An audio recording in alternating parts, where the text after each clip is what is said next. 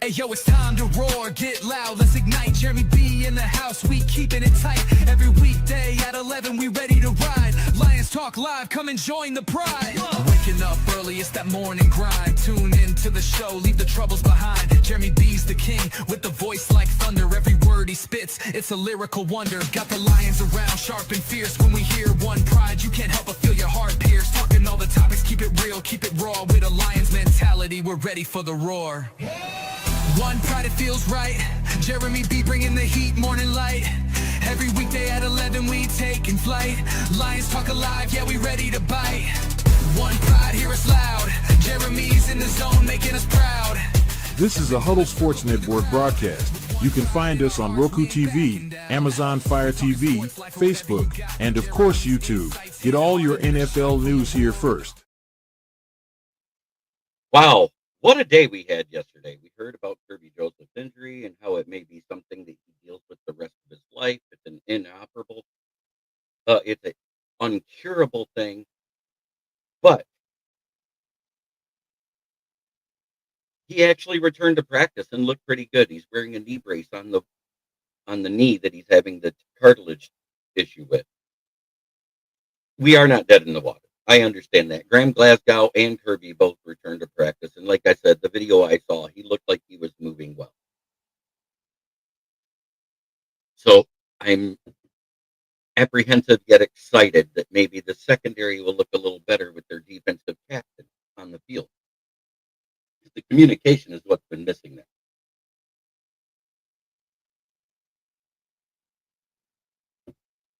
Calvin Shepard said he's going to shake up the defensive front. What that means, we don't know. But he said he's going to make changes. But then we get the news that Tom Pellisario reports around 4 p.m. yesterday that Terrion Arnold needed shoulder surgery. Yeah, I heard about that. I'll get into that later.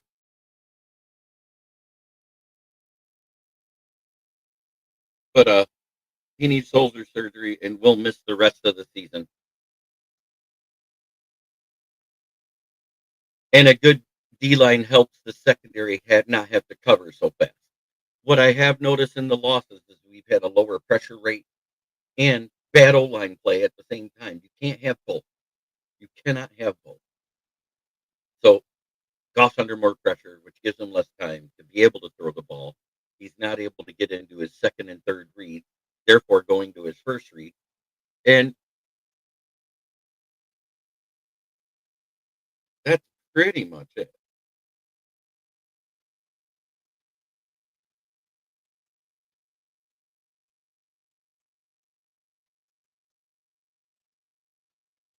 I have a dual one. I have if everything goes wrong and then everything goes right. If everything goes wrong, we lose 34-20. If everything goes right, we win 30-24.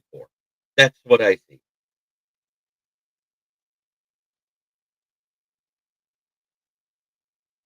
But Kerby is back practicing. Graham Glasgow is back practicing. Even though he's been a revolving door, he's less of a revolving door than Tristan Colon because we've seen him have 7 good games at center.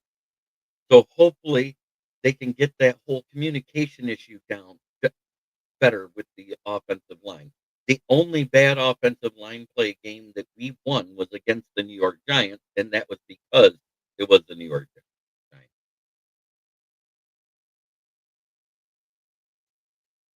I don't want to see them put up 40. Yes, it will. And so when I wrote the article, I had just got the news that Kerby may miss the rest of the season. And Terrion Arnold was not out for the season yet because I wrote it Sunday night and it didn't get posted till yesterday. But yet, at the same time, I wrote it based off of what I thought. Kerby being in and Terrion being out doesn't change that we're missing a key part of our defense in the secondary. But now it changes where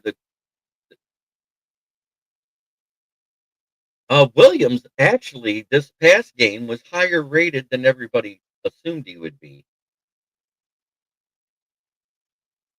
Our worst one was Roy Lopez, Thomas Harper, Amik Robertson, and I called that out. I said he was getting burnt like Eli Apple. But one of our fifth best defensive men last week was Talik Williams. I don't even know how AQM made that list, except for maybe the two tackles, one at the line of scrimmage and one for a loss. He didn't apply any pressure whatsoever.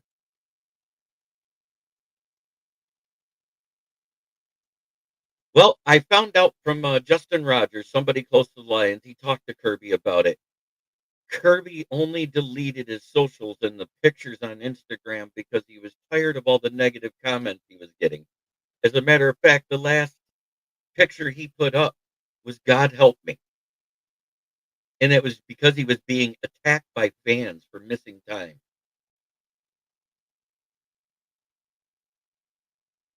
I think so too, PC. But I am so happy to hear that he's back practicing. I'm waiting to see what the practice report is today. Let me get into it, and I'll tell you who was out yesterday for practice. Brock Wright, Leaf Raymond, Amon-Ra St. Brown, and Terrion Arnold. The notable returns to practice was Graham Glasgow and Kerby. So that's the big thing.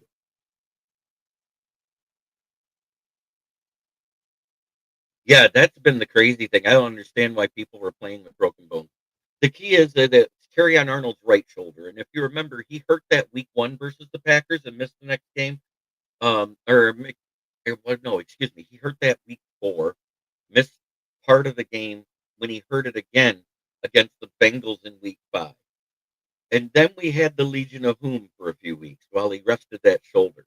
He landed on it again, and that was when he was covering, I believe it was Dontavian Witt towards the end of the game. And that was the one that finished it. He probably had a hairline fracture that didn't show up in an x-ray.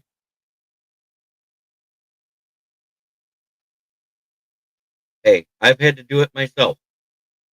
Um, for some reason, I got blackballed out of my one account, and Facebook actually changed my password, but it's not being used. I've checked. There's nothing on there being on there posted off of the one I created back in 2009, and this was in 2019. So I created the new one, had people add me back into my group that I was in as admins because I had some that I had created before I created the Motor City Kneecap Biters. And before I was podcasting, I was just getting into the whole spreading what knowledge I had back in 2019.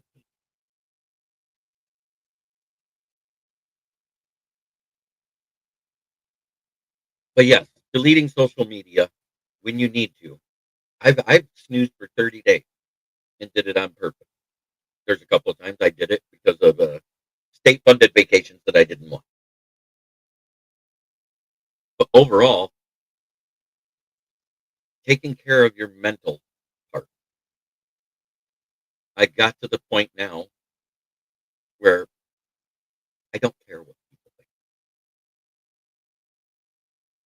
So Pro Bowl voting is in. Here are the notables for the Lions that are in the top 10 of Pro Bowl votes. Aiden Hutchinson is third. Jack Campbell is first. Kerby Joseph is third with all the time he missed. That's okay. It's my name that you see right there. That's all it is. There's 2 profiles. One shows me with my mom, my aunt, and my uncle. Yes, we do. Somebody asked me, I won't get into it. That's a political one. Never mind.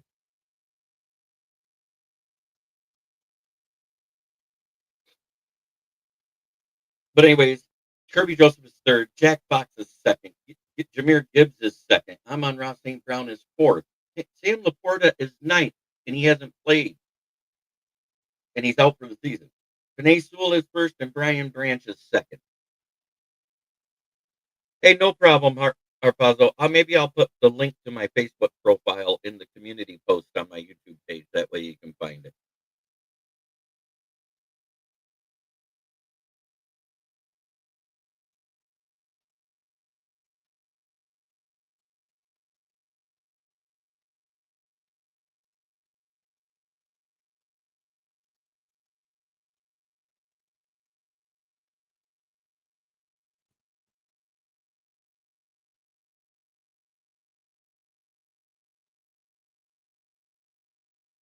you know, I don't like how people are saying we're a bad team when we're at 7-5.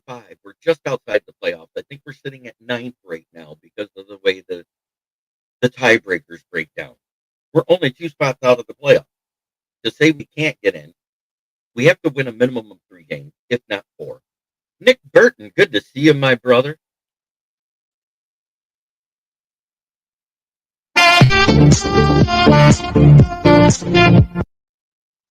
Uh, Probably a plus 1,500.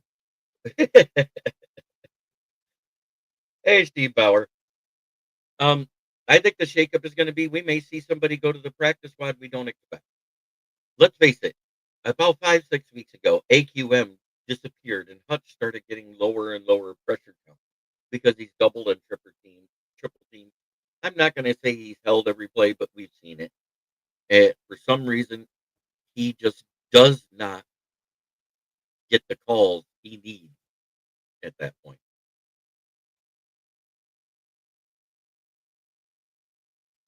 So that being said,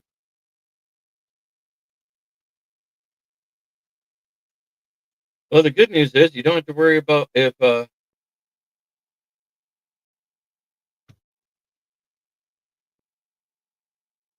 Jackson Dart will get a concussion again this week.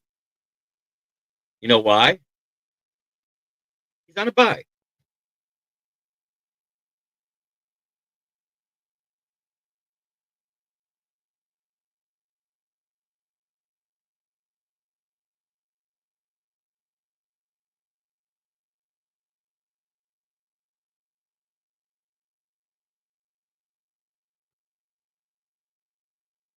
But we got some, people saying that we're a trash team. We've won more games than we've lost.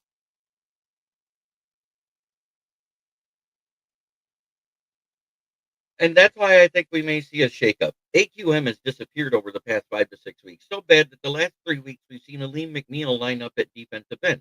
During this time, you would think Reeder would be better because he's got a bigger guy next to him to help get him into 1-on-1 situations, and he's not winning. Talik Williams and Ray Lopez has collapsed the pocket better than DJ Reeder. I said all along, if Talik Williams looks good, we should trade Reeder at the deadline. Not even for a player. Just get draft capital because we don't even have a third round pick. And at the beginning of the season, prior to the bye week, he was looking okay. We probably could have got a third or fourth round pick for him. Now, if we let him go in the offseason, yeah, he's had a couple bad games, but in rotation, he's been great.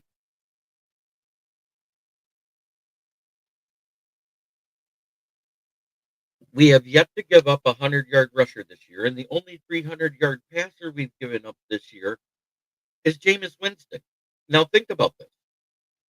With the injuries we've had in our secondary and the way they use the post pattern with Wandale Robinson and the team route where Kerby Joseph usually lurks, that's where he was open all day.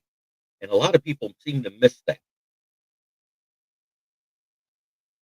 That and he was covered a lot of the time by Amik Robertson, which he's short, he's quick, but he's not as tall as Wandale Robinson. And Wandale Robinson got brutalized in the last game versus the Packers, too. I mean, proof is he's third worst on the team. Thomas Harper was fourth. Roy Lopez had a bad game.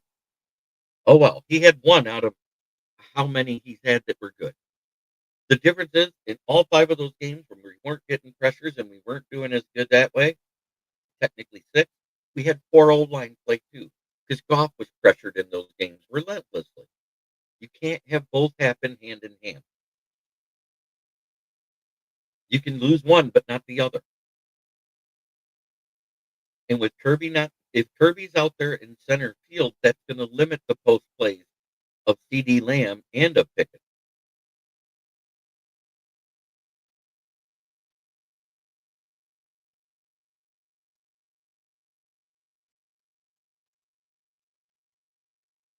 Yeah, he didn't sugarcoat it at all. He goes, I got to make a switch up.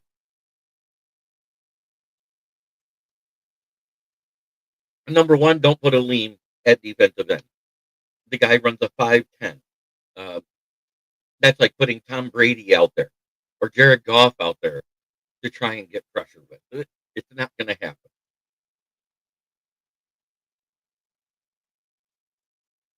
For a defensive tackle, it's fast, but for a defensive end, it's not. But what it did help with was containing the outside runs. So that was better. And when Talik Williams is on the field, we give up less run yards per carry to team. So I think our starter should be Talik and Aleem. Maybe we're going to go to that 3 DT set and 2 defensive ends and maybe do 1 linebacker with 5 DBs or 2 linebackers with 4 DBs. Because we're going to have to limit the amount of DBs we have on the field now and drop a linebacker in coverage. Anzalone and Campbell are okay in coverage. Rodrigo's okay in coverage. Heck, even Trevor Nowoski's okay in coverage. What we don't have the personnel for, because we only have 7 linebackers on the roster, is a 3-4 defense. And I'm not saying we should go back to the 4-2-5. I think we need to have 5 defensive ends to force the whole O-line to be in one-on-one with everybody on the D-line. Then they have to take away a target to chip or double hutch. I think that makes more sense. Does anybody agree with that assessment? And for that matter, I'd rather it be Lopez than Reeder.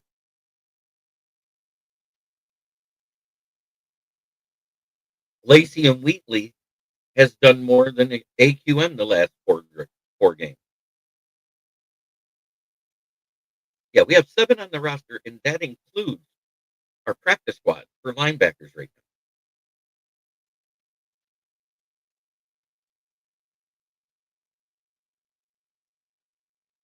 Because then think about how fresh you can keep your linebackers. You could have Campbell, then Anzalone, then Barnes, then Nowoski, then Rodrigo. Rodrigo's still getting into game shape. He didn't have a bad game, and he didn't have a good game last game. So, yeah, we haven't been blitzing with the linebackers lately, and I think that's due to the fact that we were getting beat in coverages.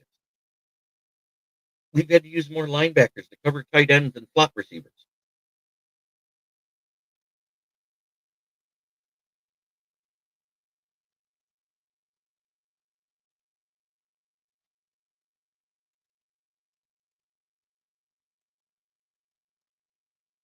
It's going to be Legion of Whom secondary because we're either going to have Rock Austin or whoever else they throw out there at the 2. I can't let it be Amik Robinson with what I've seen the last 2 weeks. I'm sorry. Amik is a nickel corner at best. And that's where he should be. There's less and less. We did pick up a couple guys that I want to talk about.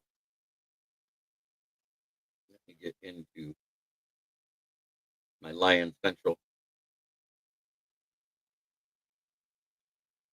That's okay. Moonscar, I get it. You're fine. Good to see you again, my brother.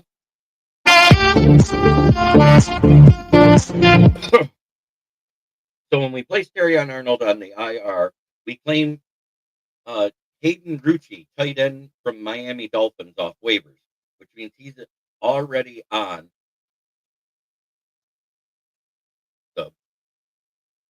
the actual roster. Lions have designated the 21-day window for Shane Zylstra to return from IR. Kerby Joseph returned to practice today wearing a very large database, but he reportedly looked explosive, and I saw the video, and he was.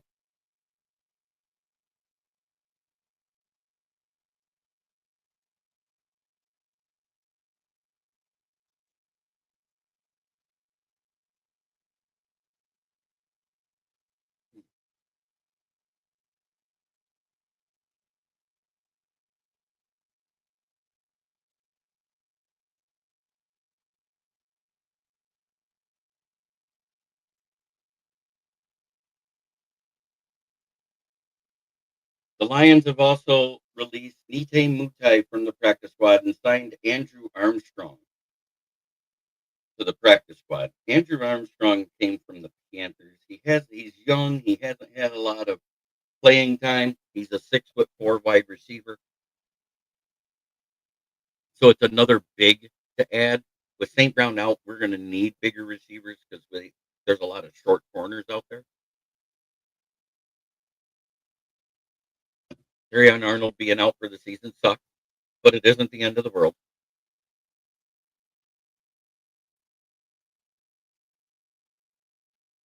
We had 3 guys get fined last week from the game with the Giants.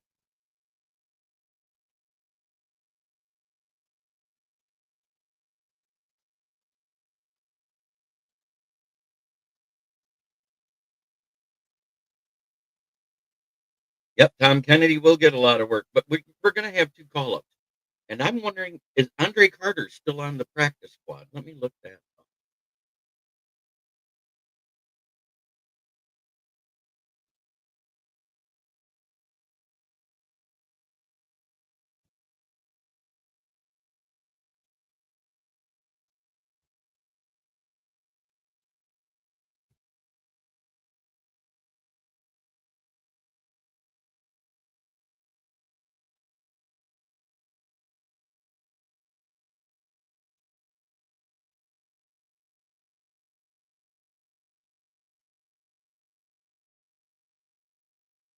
Hmm.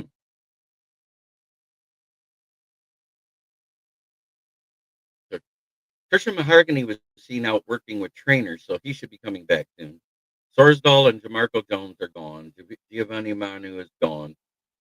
Zach Cunningham is on IR. Terrion Arnold IR. Ezekiel Turner's on IR. So technically, we have 1, 2, 3, 4 5 linebackers, 6 linebackers on the active roster.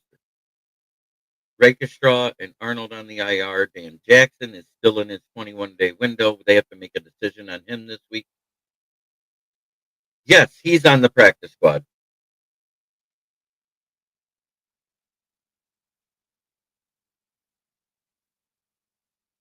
So I don't think a 3-4 works with us. We have exactly 6 on the roster, and Andrew Carter is a linebacker slash DN. He's 6'5" and weighs about 240 pounds. So he's really not a defensive end, but he's tall enough to not be a linebacker. So, and he's played defensive end for Army and was very successful there. Then as an undrafted free agent, he made a few plays his rookie year with Minnesota, and now he's on our practice squad.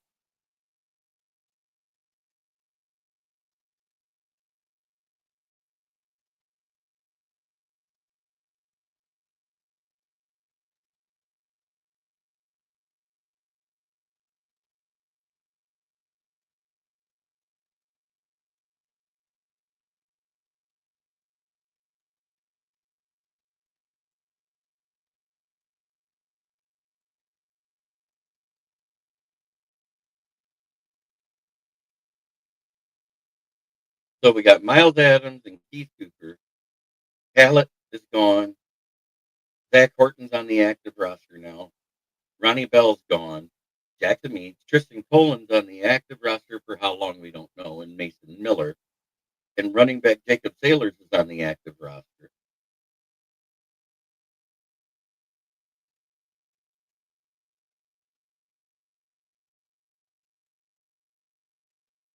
Oh, someone poached Carter. That sucks.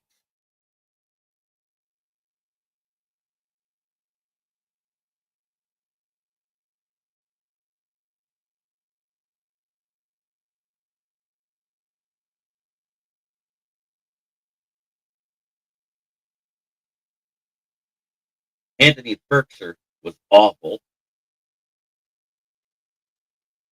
Who's that? Paul Jones. Dominic Lovett's still on there.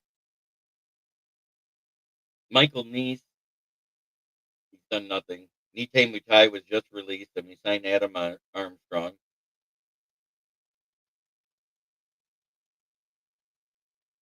Practice squad: Miles Adam, Andrew Armstrong, C.J. Bethard, Devin Cochran, offensive lineman, Malik Cunningham, wide receiver, Kingsley Egwakun still there. Hassanin as the IPP. Yes, I knew who you were saying as soon as you said it. I don't think so. I just think they got to scheme things better. Mason Miller's still there. Giovanni Ricci is the newest one. Jabari Small we added.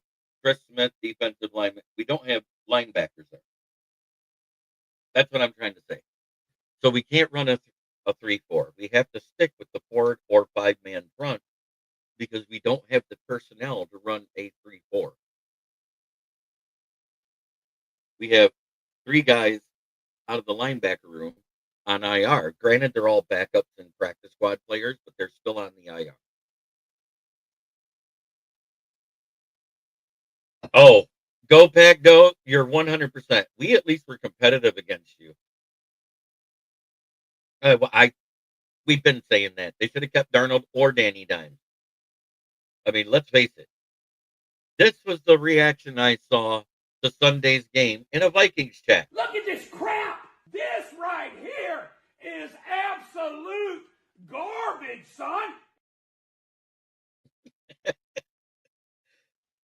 I heard all week how Max Brosmer was going to be better than J.J. McCarthy. 4 interceptions, 2 sacks, and a fumble. No.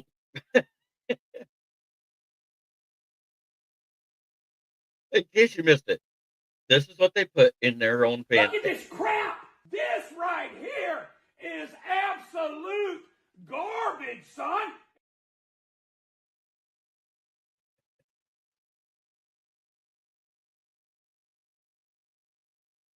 So all we need is Love, Stafford, and Williams season-ending injuries.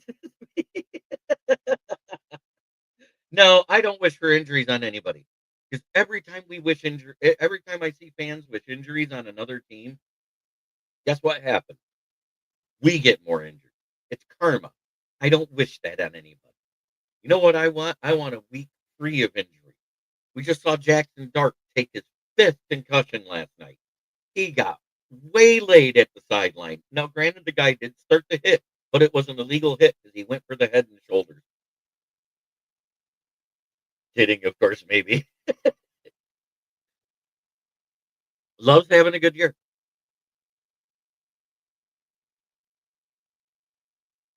So, listen to the list of people we got. Zach Cunningham, Dan Jackson, Jamarco Jones, Sam Laporta, Christian Mahogany, Giovanni Manu, Ennis Rakestraw, Corby Sosa, Ezekiel Turner, Shane Zylstra, and Terrion Arnold.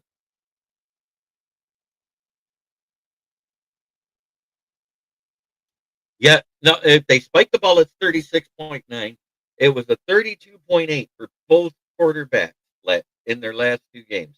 Steve, good to see you, brother. Congratulations. You won. I'm leaving it at that.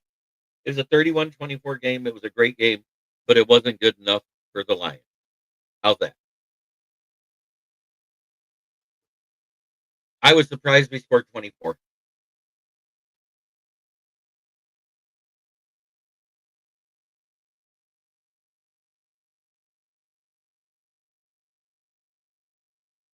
Yeah, I'm trying to see if I still got that picture in here or not. I don't think I do.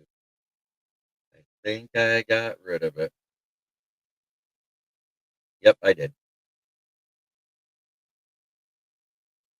But again, if you look at our offense, look who was the worst.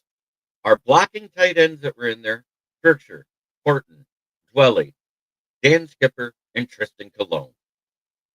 Look who was the best. Williams, Goff, Sewell, Ratledge, and Tom Kennedy.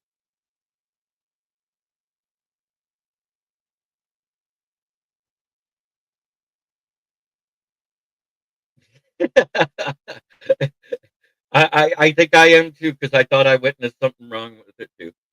There was a play where the ball wasn't set and they left the play clock running, not the time clock, the play clock, and both teams had it happen, and both teams damn near got delay of games and had to waste timeout, which burning those timeouts affected the end of the game for both teams.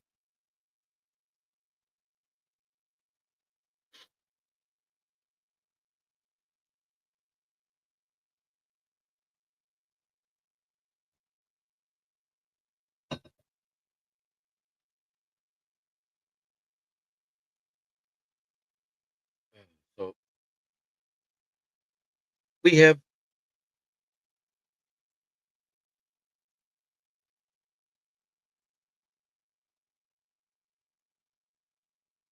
Oh, right now he's 100% the MVP favorite still. He's only got one more interception than Caleb Williams, who's now leading the NFL for least interceptions.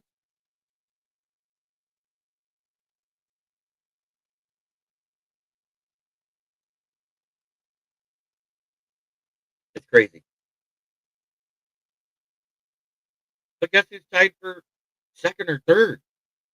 Jared Goff for touchdown. I think he's sixth on interceptions at 5, but he's tied with 4 players.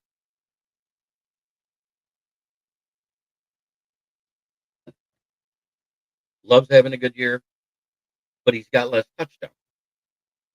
I'm not saying he's a bad quarterback, but Caleb Williams has got an awful completion percentage overall.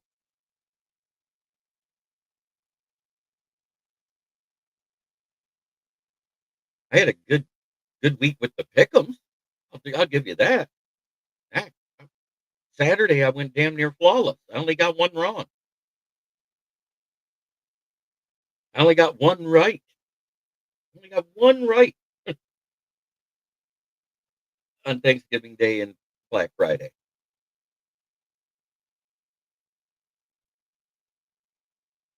I don't understand that because he's had great games in the games he's won. He's only had bad games in a few games this year. I think you will bring him back. Canales talks high on him.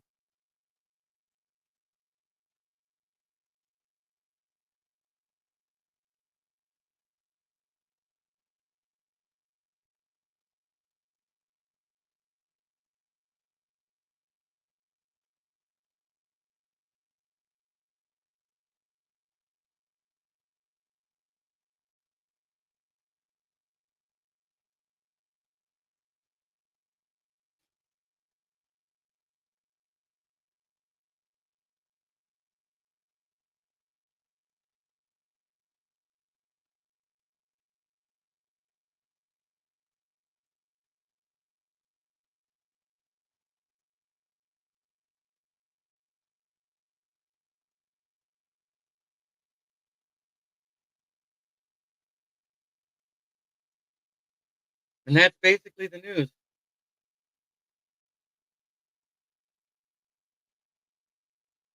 Amen, brother. That's a great deal. Must have got it off Facebook Marketplace or one of those fishing grab bag type things. In one league, my season is done for fantasy. I'm in 9th place. There is no way I'm going to do anything in that league. I don't even want to even attempt to win the consolation bracket, for losers. But you never know. But in my other league, I'm one spot out. I think I'm either 7th or 8th with a chance to make it because I'm tied with 3 other teams.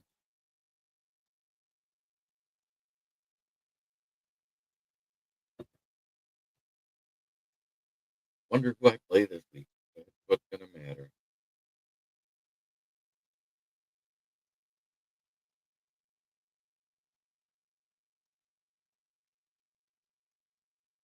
Ooh, that's awful. I hope you're feeling better, brother.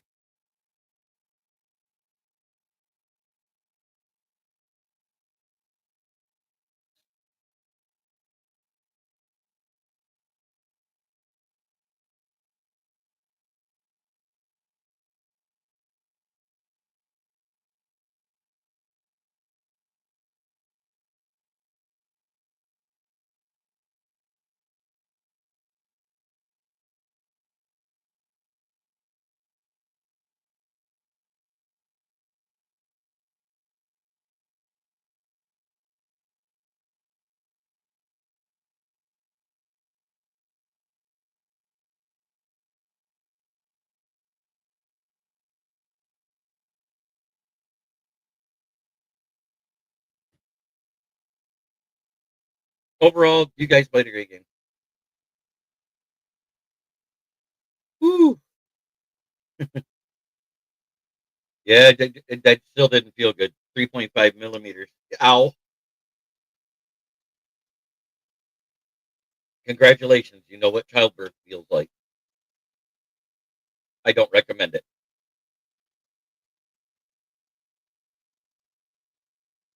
But it's that time where I'm going to run through the breakdown. You guys love when I do this.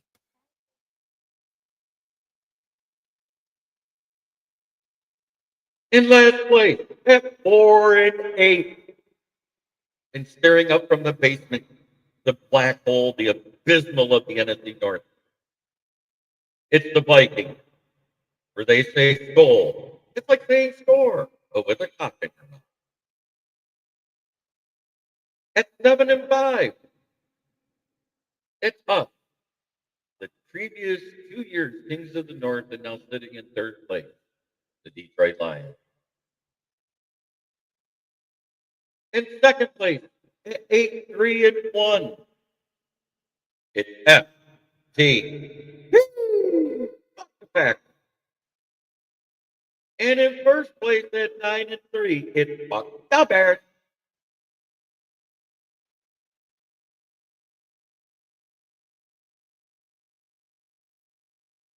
We're coming out of Flint, where the water's shit, but the tires are good. That's right. You're there, broski. But I'm getting ready to sign off. Try every day to be a better person than you were the day before. That's the only way to make the world a better place. It starts right here. Much love to everybody in the chat. I hope you all had a great Thanksgiving Day weekend. I hope you all love your family, love yourself. And Men's Mental Health Awareness Month may be over, but there's always time for men's mental health.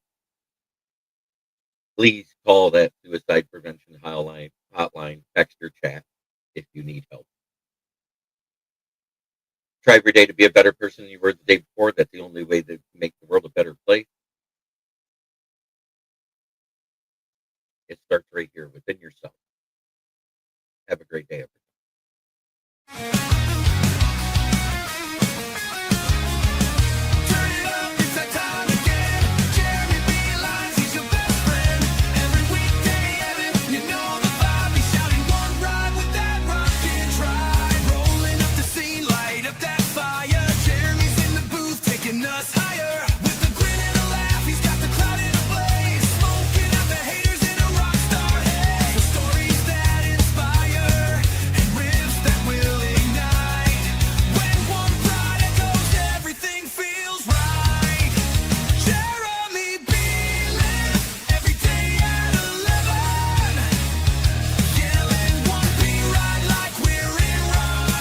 This is a Huddle Sports Network broadcast. You can find us on Roku TV, Amazon Fire TV, Facebook, and of course YouTube.